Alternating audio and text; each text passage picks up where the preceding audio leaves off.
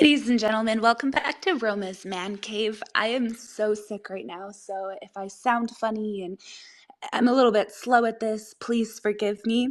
Today's topic is about men's rights are human rights, because whenever I talk about men's rights, a lot of people, even men, turn away from my channel because men's rights is in the title. And the reason why they turn away from it is because they're always thinking to themselves, well, what rights don't men have?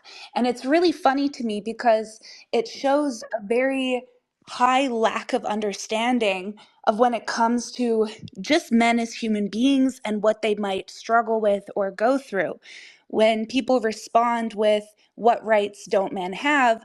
I chuckle because human rights are rights. So if we take away from the fact that men don't have automatic rights to their children, men don't have a right to speak on their issues, to respond to toxic feminists on the internet without automatically getting labeled as misogynistic or problematic. And even people who try to host safe spaces for men, they get labeled as problematic or they get censored. I'm somebody who deals with that constantly, as every single one of my videos on YouTube that talks about men's mental health specifically just got targeted. So many of them that I got a strike on my channel because one of them involved a woman beating her boyfriend with bread. And I guess that was violent enough for YouTube to pull it down. But I did notice a common theme with all of the videos that were reported, in which they all had to do with men's mental health. Whenever I try to open a Twitter space on Twitter talking about men's issues, I always have trouble. I always have to try to restart it about one, two, sometimes three times. And I've noticed an issue specifically whenever I put men's mental health in the title. So what's really funny to me about all this, not even funny, but it's more insulting, I think, is the fact that a lot of feminists and a lot of this rhetoric on social media from feminists involves, well, if men don't want to struggle as much, if they don't want to be dealing with such a high suicide rate, then maybe they should just focus on their mental health. They should just follow women's lead, is something that I've heard before. But what's funny about that is anytime somebody comes up on social media and talks about men's mental health, that's always labeled as violent misogyny. If you take Andrew Tate, for example, I'm not a fan of him due to personal racial reasons. The stuff he says on the internet, I think some of it is just for views and for reactions, and the other half of it kind of makes sense. But when you get down to the fundamentals of what this guy talks about, 7 times out of 10, he's telling guys to take care of themselves, take care of their mental health, go to the gym. Don't date a girl who her income that consists of her squatting over a toilet playing hide the household products up her cooter for $3.99 on OnlyFans. But whenever that's come out, that is labeled as violent misogyny. It's unacceptable. And at the same time, men just need to focus on their mental health. They need to cater to their mental health more, but they're not actually allowed to do this. There's no safe place for them to do it.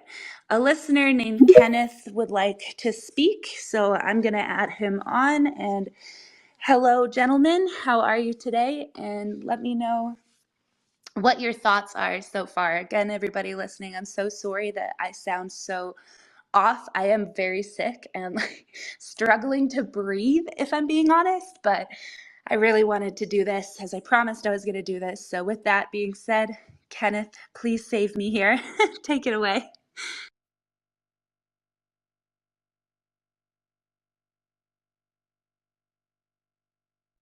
Oh no, I don't think Kenneth is ready. Okay, we will let this miss speak. Okay. Is my microphone? Yes, it's a microphone. You're good. Go ahead now. Sorry. Oh, okay. Yeah, I agree with everything you say about modern feminism because pretty much nowadays is very much biased. The media and stuff like that. Media, especially on the media, say YouTube, like you, I don't know, many things about how you saying the Double media itself. standards. Yeah, double standards. Double standards is biased. It becomes it has become very biased. Double standards. Andrew Tate, all of those other creators have become very much canceled. Then they judged to the fullest extent. That you don't hear about Andrew Tate anymore. You don't hear about other influencers, male influencers like that. And yeah, and then you see these girls doing their TikToks, doing all this stuff. Like yeah, like immaturity pretty much about feminism nowadays. That's my thoughts on that. Yeah, absolutely. I really heard what you were saying when you were talking about the double standards on social media and with the trends. I have seen many, many trends pop up that involve either physically abusing your boyfriend or emotionally abusing him. Some examples would be that trend that was going around where you sit beside your boyfriend having a calm conversation. Sorry, pardon me, I'm about to cough. You're sitting beside him having a very calm conversation, and the moment he speaks to you calmly, you say, "Why are you yelling at me?" And you start yelling at him. That was the trend. And so many guys who were unwilling participants of this trend would actually shut down when their girlfriends would start screaming at them. And you could see them kind of reliving a trauma. And this was always laughed at. There's a couple that I can't remember their name right now, but I believe they are a Spanish or like Latino couple, and their whole thing it's Milani and some other guy, and their whole thing is her just being abusive, screaming at him, emasculating him, and that's a whole thing. That's their whole shindig. It's yeah, I don't really understand why. And the double standards when it comes to domestic violence and violence on genders has always been there, because if we look back at sitcoms, even back in the sitcoms, the comedic scenes were always a guy getting hit by the girl, and the guy hitting the girl, that was never a funny scene. And we see that in movies today, even, that's always a very serious, that's domestic violence. But in a lot of comedy shows, even way back in the 50s and the 60s, it was this comedic, funny thing whenever a wife struck her husband. So, with that being said, I think Tommy wanted to speak. Sorry, Tommy, I had to mute your mic just to make sure that it's cohesive and one at a time. But go ahead. No worries. Thank you for taking my input here. It's not just the media. I mean, I think the biggest culprit with regards to how men are treated really stems from the legal system, because as a male going through a divorce proceedings, they have no leg to stand on. The wife, the ex-wife, the soon-to-be ex-wife can make pretty much any allegation, and it's so common for just whoever the judge is or the magistrate or whoever's officiating or adjudicating this believes whatever the wife says without any evidence. And I can come from personal experience where I was accused of domestic violence with no witnesses, and my ex literally told the judge, I didn't see him do it, but it was a strange coincidence that this thing happened. And when it was my turn to speak, I got about 5 words out before the commissioner literally told me to shut up and that I was an extreme danger to my ex, despite having no previous calls for DV, having no criminal record whatsoever. Okay, and for 2.5 years, I was a restricted individual, and I couldn't do anything, and the slightest mishap would have found me in jail. So the legal system really needs to be gone through. And we talk about equal rights, right? Well, it doesn't exist in family court.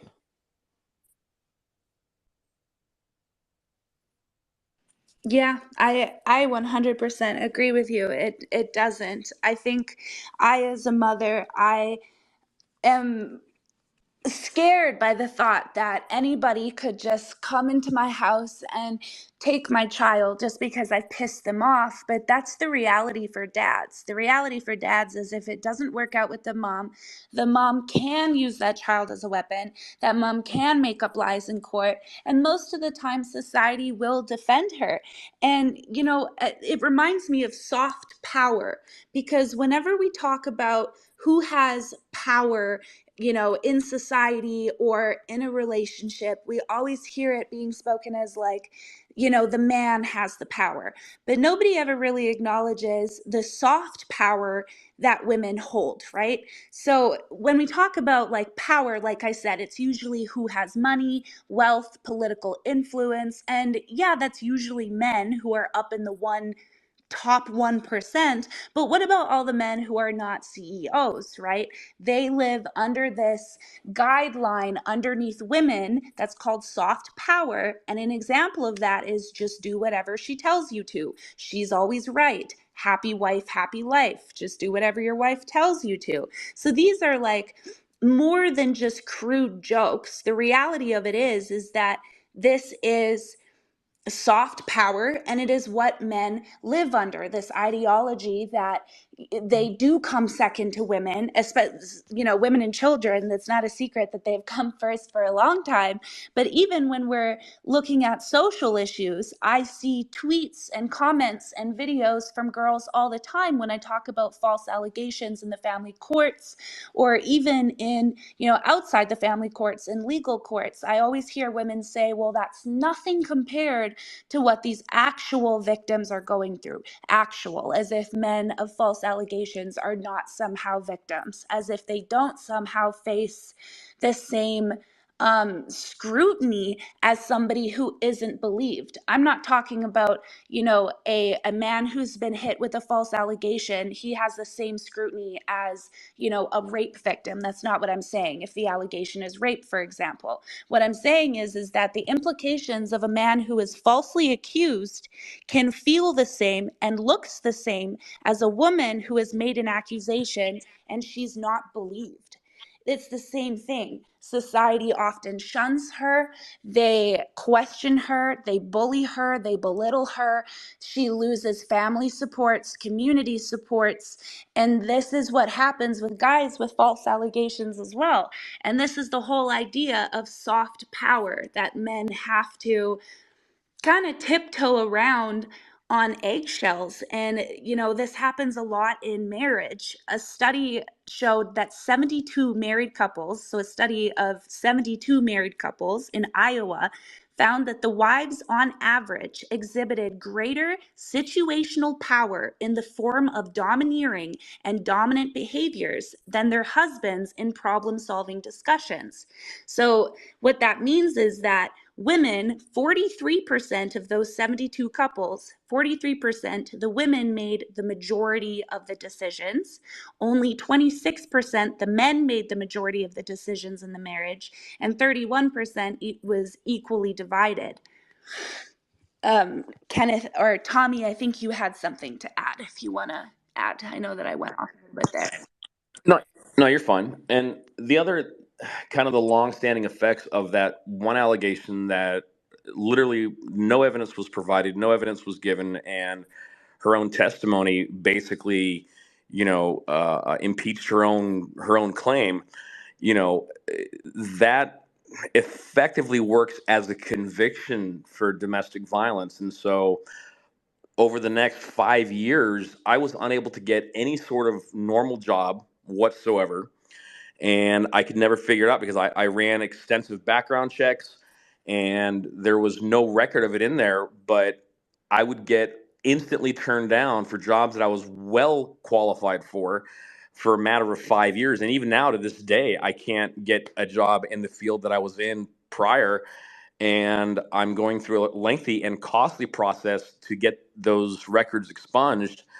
And a lot of folks don't realize the long-standing effects of even a bogus allegation that rather than go through the normal criminal justice system that requires the burden of proof, Okay, in family court, the burden of proof is the lowest level there is, which is more likely than not.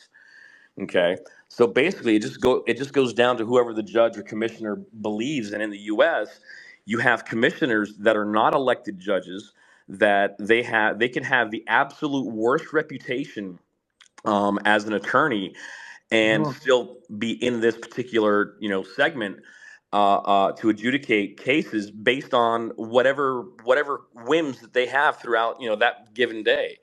And in my situation, you look at the name of this commissioner, and you look up their name, and there's just hundreds and hundreds of complaints from men that this commissioner didn't even bother listening to. A very similar experience to mine. And so these people are being put in a position of power to adjudicate, that they are required, one would think, to actually listen to and have, weigh evidence. But when no evidence is given, they still effectively issue a conviction that may not have any criminal implications, but longstanding implications nonetheless, because your rights are stripped away for just having a normal existence. And it's something that, in this legal system in the US, it's absolutely abhorrent. Absolutely. I agree with you 100%. I always kind of joke a little bit, although it's not really a joke, but it's that it's not in the family courts, it's not, or in domestic violence court, it's not innocent until proven guilty. It's, innocent until proven a man. But with that being said, I believe Kenneth had something to add. And just a reminder to you guys, you'll see down at the bottom of your screen a little heart with a plus button. If you push that, you can just hit the little hand up emoji, and that shows that you would like to speak next. If we use that, that makes it so that the conversations stay cohesive and, nobody accidentally speaks over each other. So with that being said, I believe it's Kenneth, and then we have listener Miss Hysteria, who's one of my moderators and my friends. And then a few other people would like to speak as well. So I think I'm going to hop off, and I'm just going to allow you guys to do your thing, and I'll add the speakers as each turn it goes, if that makes sense. Kenneth, you're up first. Yeah, nowadays what is happening nowadays is that we have become society has become very, very biased, and truly because of that, I feel like I'm not gonna, without sounding so biased myself.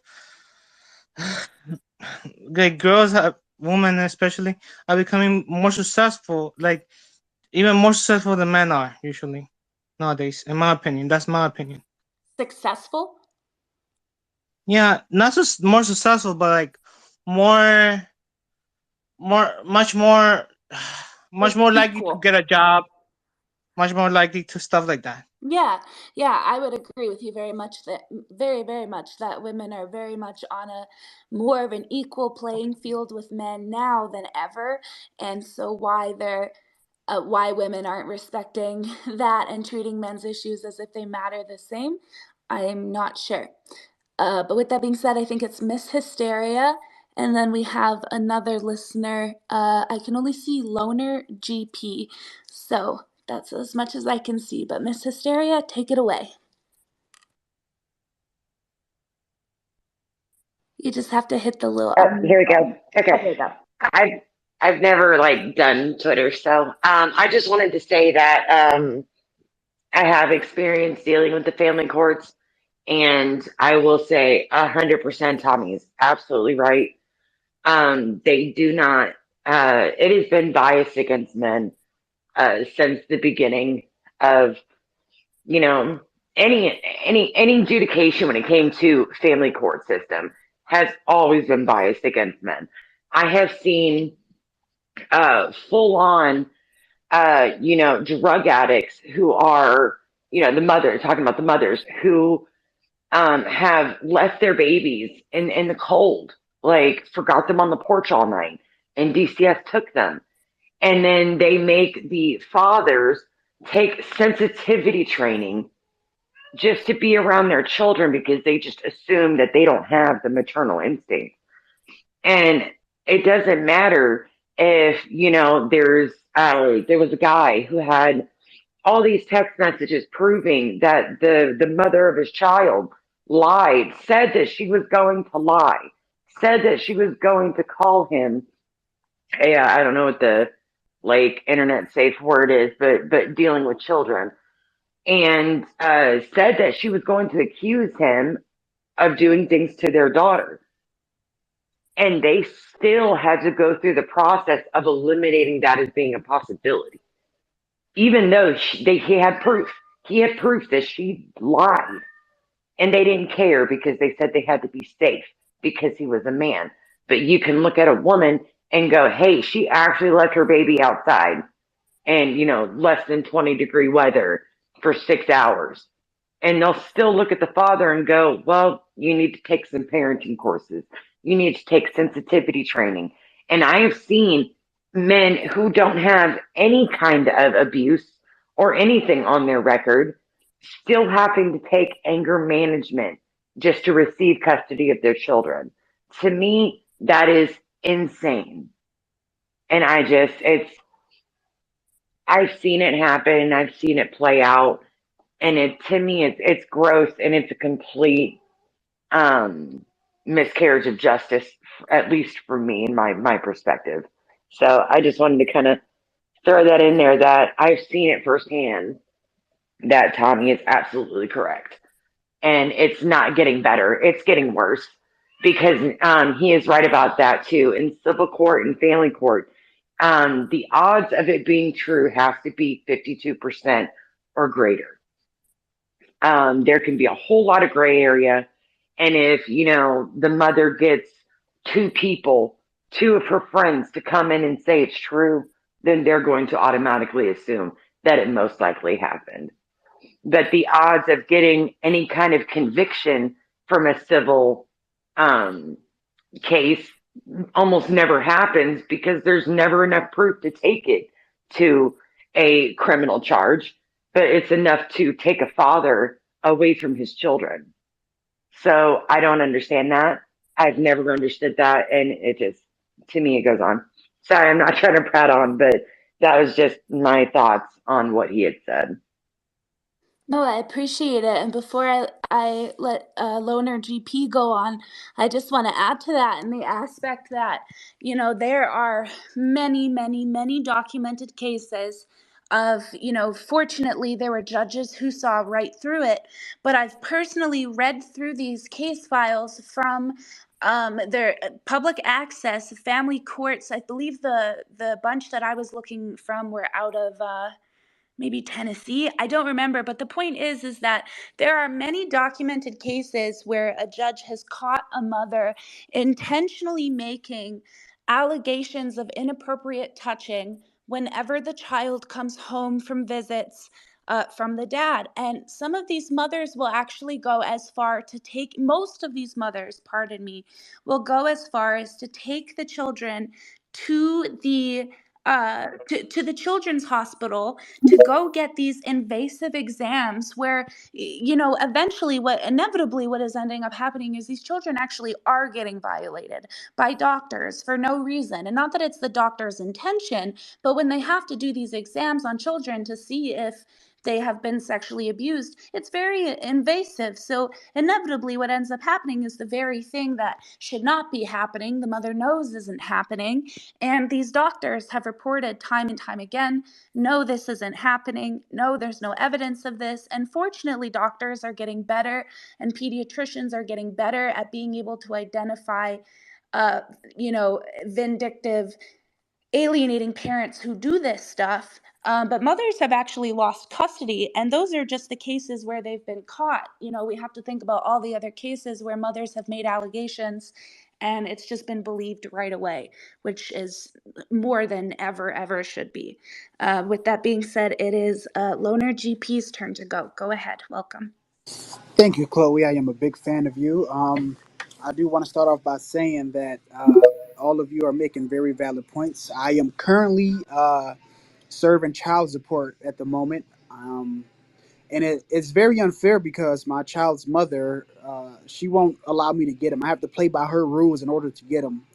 And when I called these hotlines, they tell me to call. They all tell me the same thing, that they can't do anything about it. They can just give me advice to go get a lawyer. And for some strange reason, they say that it's a civil matter, so it's nothing the courts can do about it, because I have to personally take her to court, which makes no sense. Because if I wasn't paying my child support, the courts will come and pick me up and take me off to jail, and it's not fair at all. And right now, I'm battling to go back to court to change a couple things for our terms, but I'm supposed to get him every other weekend, and she has not been obeying about that. I even called the law enforcement over, gave them the paperwork, and they told me, "Well, there's nothing we can do about it, sir, because the judge's signature is not on there." And that doesn't make any sense, because that makes that whole document invalid. And if so, that means I shouldn't be paying child support until that document becomes valid. And right now it's very hard on me, and I know it's tough on a lot of men right now. And I would like to say keep your head up and hold it up high, but I'm going through what you're going through, so I know it's very hard and depressing, especially when all of your money is going towards child support and other people's bills, where you barely have enough money to eat yourself. You have to bag and axe and put yourself into debt so you can get the necessities you need in life, because you can't afford it at the moment. So if there's any guys in here who are going through what I'm going through, sir, please just do what you have to do to fight and keep fighting. Thank you for letting me speak.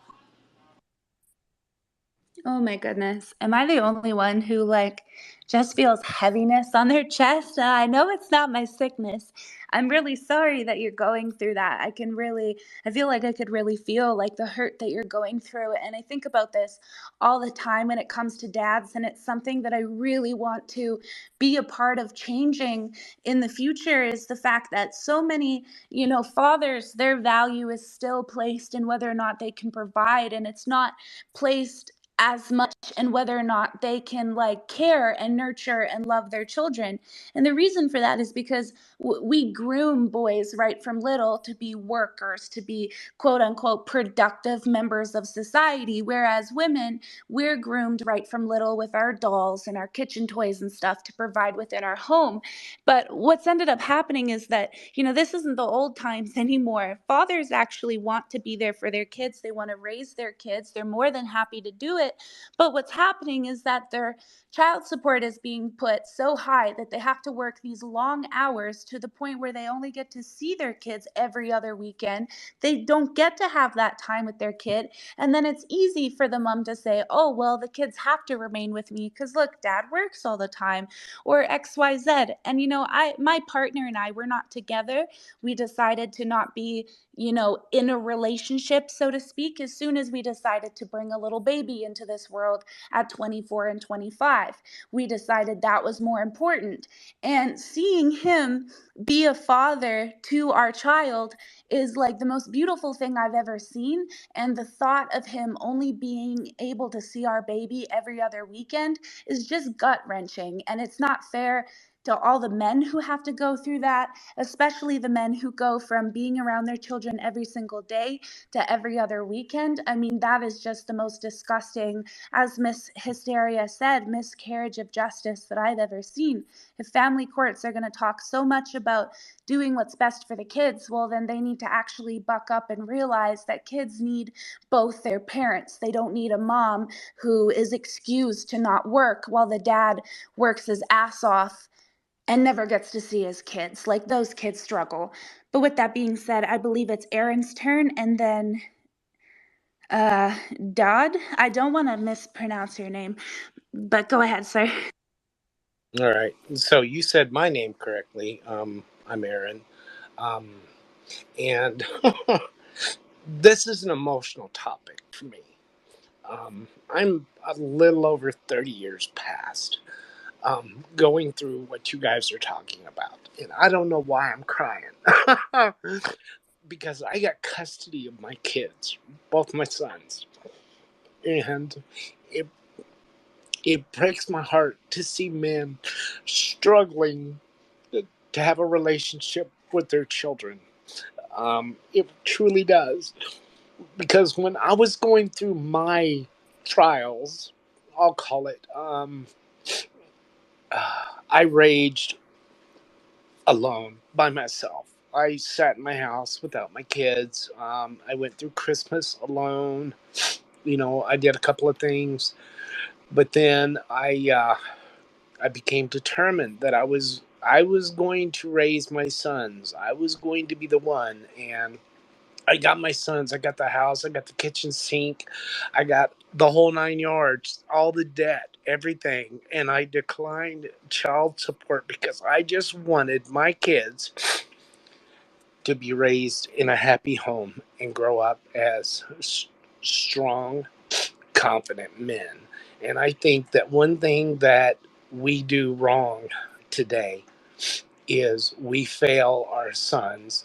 We fail to teach them that it's okay to say no to pursuing the girl, um, because there's so much peer pressure now. Do you have a girlfriend? Do you have this? Are you hanging out with this chick? Oh, she's good looking. All that stuff.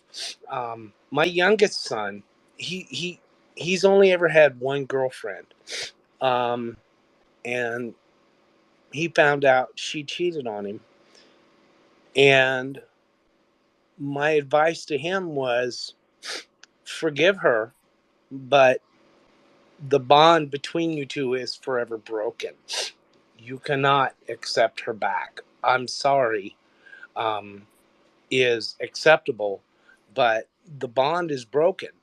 And it was in that discussion that I realized that he was paying attention to what I went through with his mother. Because when we were going through a divorce, his mother and I, um, in the courtroom, um, she actually, the judge asked her about affairs or cheating or whatever, and she had 11 affairs in 12 years. And the judge looked at her and she referred to it as something different. Um, and she had accused me of domestic abuse, by the way, and that's the whole reason I wanted to talk about this. Was she tried to position me as someone who was overly aggressive and abusive, and it wasn't true. My entire history, I'm an Air Force brat. I mean, I grew up in the military. You know, accountability, I guess, is what I'm trying to say. Is I was raised with accountability, and my in that conversation with my son, in realizing that he understood based on my own actions how I behaved, how I handled myself through difficult circumstances. That sent a message to him, and that was about 13 years after we actually, became our own little family, separate from their mother. Um, and he is now with a young lady, and they have a child. And we had conversation this past week, interestingly enough. And the conversation kind of went along the lines because I was teasing him about getting married because they have a child, and it was just kind of jestful play. But he cornered me out in the garage, and he's like, "Dad, are you trying to tell me that I need to marry her?" And I was like, "Absolutely not, son. Absolutely not. That is a personal decision that only you can make." Um, and then he went in to describe to me where he's at, because he's in the military and she's going to school and he's paying all the bills and she doesn't work and all the things. But he's like, "Dad, you know, I don't want to marry her now because she may graduate school and become very successful, and I may be stuck in a 60K year job, and I don't want to hold her back." And I mean, I didn't even have words at that point. I'm like, how in the fuck did we get here? And I apologize for my language, but it's like, how did we get here today? where we're at, where these young ladies are raised up to believe that they can have anything and everything they want. They just have to jump from man to man to man to man, and say whatever they want if they're not getting their way to get their way. It's just, I was born as, I'm 56, guys, so my perspective on things is a little bit different probably than yours. But this whole and Chloe, I follow you on, or I followed you on TikTok. I think you probably got permanently banned. But anyway, I appreciate the heck out of what you do to support men. And um, it's disappointing and discouraging to see where we're at today, um, with this whole debate. And to the fathers who are on here that do not have custody, who have shared custody, um, I would just encourage you to remain faithful to your children, even if you cannot see them. The example that you give is what they will remember about you. And when they are grown, while you may not get the opportunity to see the first baseball game or the first this or the first that, as a father, as grown, as having missed a couple of things, I can tell you that your adult children will share their experiences with you if you let them. And that's all I got. Damn. Can we just give like a round of applause in the chat or something? Just like, where's my clapping emoji? Wow, thank you so much. First and foremost, thank you so much for being vulnerable and feeling that this is a safe space for you to show emotions, because that's not easy for men. And I personally feel honored that you felt that this was a safe enough space to open up and share those emotions with me. So first and foremost, thank you, because it's a great example to other men as well.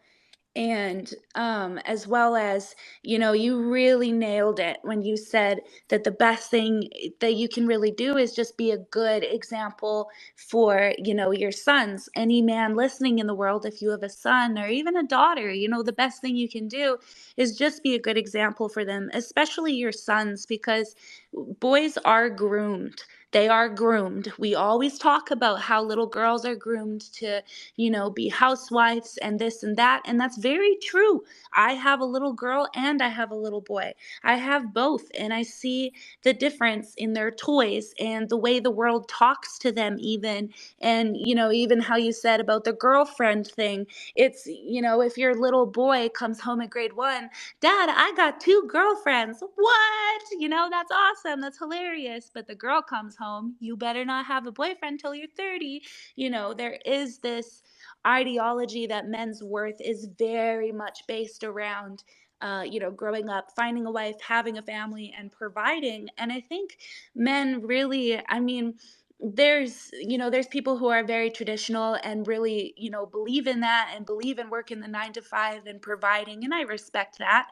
But I also know that there are a lot of men who just don't really want that, and they don't deserve to be emasculated for that either. If they would like to just go and uh, rent a mansion with 4 of their buddies until they're 35, why the hell can't they do that? Us women do shit like that, and that's celebrated. So, I really appreciate what you said about being good examples for your boys, and, even just like showing emotions and being vulnerable. That's a really big thing for boys.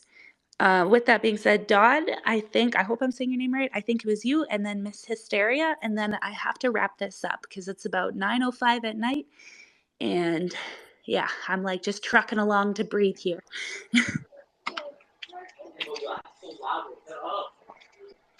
Hey, can you guys hear me? Yes. Awesome. Yeah, I just wanted to also think his name is Aryan or the last person. The last point he made, it was very awesome. Is like, um, if you let your children or your sons or your daughters, if they can share it with you, they will share. And I'm trying to be that person. I just wanted to share that. And um, I had a personal experience currently still going on, and so just a little background about me is I graduated. I'm 21, and I graduated from high school, and as an honorary, I got after school job to teach the students from the same school that I graduated. So I was teaching high school and middle school students, and I taught for 4 years. Um, and what happened this year in month of May was a girl decided.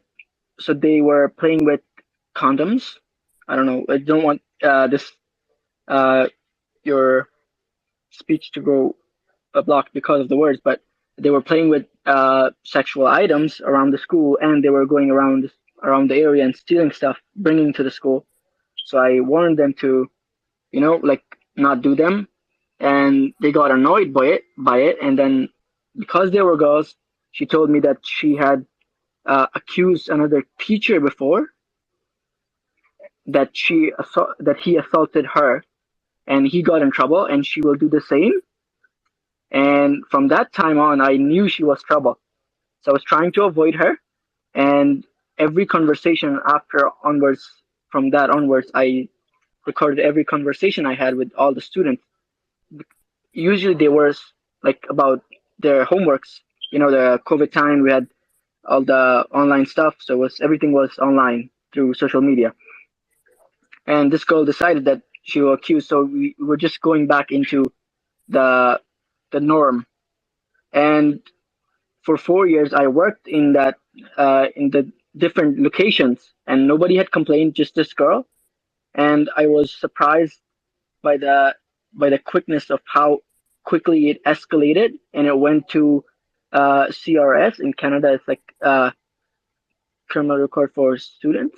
Give me 1 second. It's called ANCR, Child and Family All Nations kind of criminal response network, and it went to them. And the next thing I know, 2 days later, I have two people at the back of my house asking about asking about me, and like about my well-being and how I behave. And they even went to my siblings. I have a 8-year-old sibling, and they went to his school to ask him how your brother behaves. And I was like, what the heck? And uh, for my surprise, all my coworkers mostly were men. I had only two, so it was so the way it's structured is two males, two females, so like half half. But on the day the incident happened, there was one of staff available, the one female staff available, and three male staff available, including myself.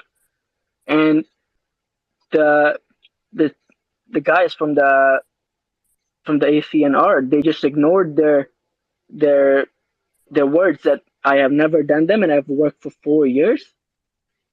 And even all the other students that I have taught for 4 years, and some of them have even graduated. Uh, them like they did not took any of their words, and I was like surprised by that. So, and the worst part is I have I haven't seen my students. I just did last week, I believe. Yeah, it was last week. They had a function, and I had to ask permission from them to go see my students after 8 months.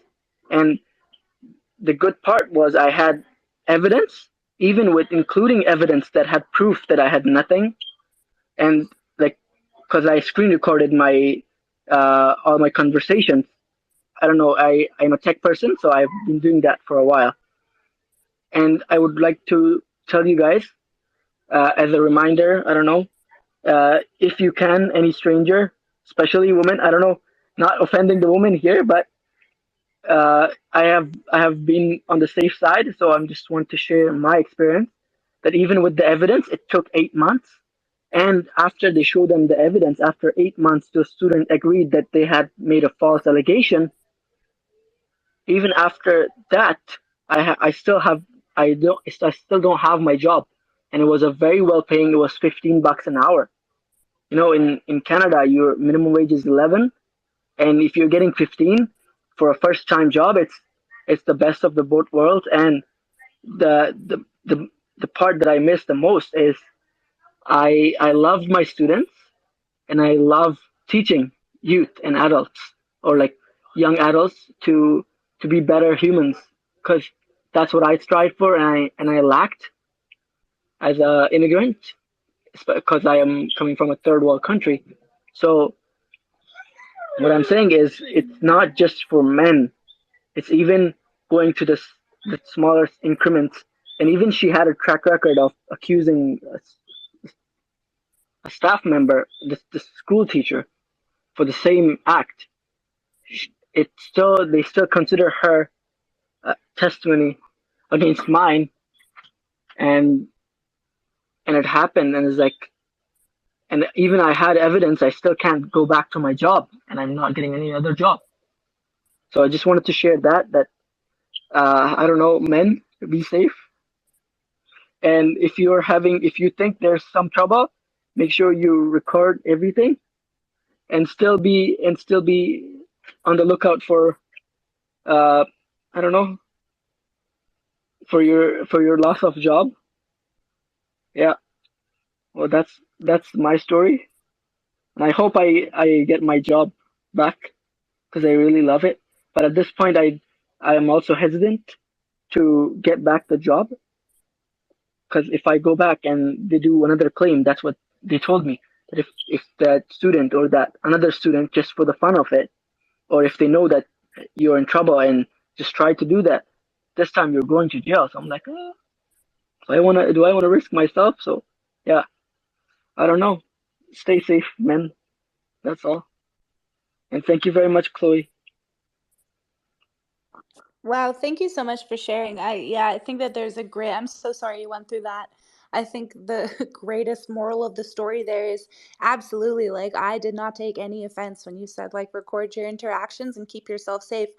I, as a woman, I support that 100% because, if I'm not up to anything sneaky, then I shouldn't mind. Why would I care if somebody is trying to protect themselves? I should know that I, as a woman, that's soft power, right? I have the power to say whatever and potentially, most likely, change a man's life forever. With that being said, Miss Hysteria, I believe, is the last one to speak, and then I'm going to close it down.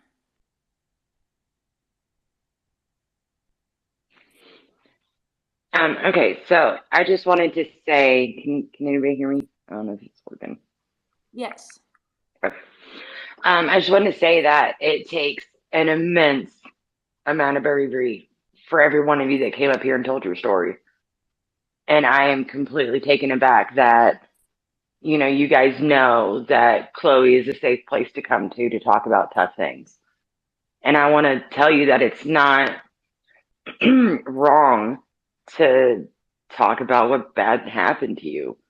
And when you feel comfortable, talk about it publicly, talk about it, because people can learn from that. Um, if you are struggling in a custody case or a DCS case or anything to do with the court system, family court, and you are struggling to afford an attorney, if you are in the United States, you can get a hold of your state bar association and see if they have any lawyers available pro bono, which means free. There are a lot of people, a lot of lawyers that will take your case. So that would be my suggestion as your first step. Even if you want to go for custody, same thing, get a hold of your bar association and see if they have any openings, because every lawyer has to take a certain amount of pro bono cases a year. So if you get put on a waiting list, then be put on that waiting list, because even if you have a lawyer pop up in the middle of your case, there's a lawyer that popped up, because if not, I've seen it happen time and time again where they get railroaded. And another thing is, your kids, if they are younger, they will not always be younger. They will get older. And once they get older, they're going to look at the situation for what it is. I've had plenty of kids talk about, well, my mom did this to my dad and that wasn't fair. And a lot of times it damages the relationship with the other parent. So don't give up hope, because your children definitely have minds of their own and they will come to you about it. All you can do is just be honest with them. And, I've seen it, there's kids, they'll get a hold of you. Even if, you can't right now, it's not over. Your relationship with them is not over just because the mother said now's not the time, or, pulled her stupid stuff. I cuss a lot. I'm sorry. I'm trying not to, but it's not over. You haven't lost. And in the end, the mother will lose, because your kids are going to see what's going on. They're going to see who's attacking who, and you'll be able to get through it. And you're definitely not alone. This is an epidemic that nobody talks about. I mean, Chloe got shut down for 7 days on YouTube because she talked about the importance of mental health for men. And it is just because that's offensive. Not, all these other horrible people that post things and do things on YouTube. Now, what she's doing is supposedly offensive. So you need to understand it's a movement. It's a slow moving one, but it's a movement. And more people are realizing it, and more people are seeing the inside. And I just want to say that when you're struggling, whether it is with, if you are in the U.S. and you are struggling with suicidal thoughts, you can call or text 988, and it will give you a live person that you can talk to, and it's anonymous. You don't have to give them your information, but they can also uh, point you in the direction if you want to further do something. Also, not many people know this, but if you are having those like instant thoughts and you're scared for yourself, you can go to the ER. They will take care of you psychologically as well as physically. But you are definitely not alone.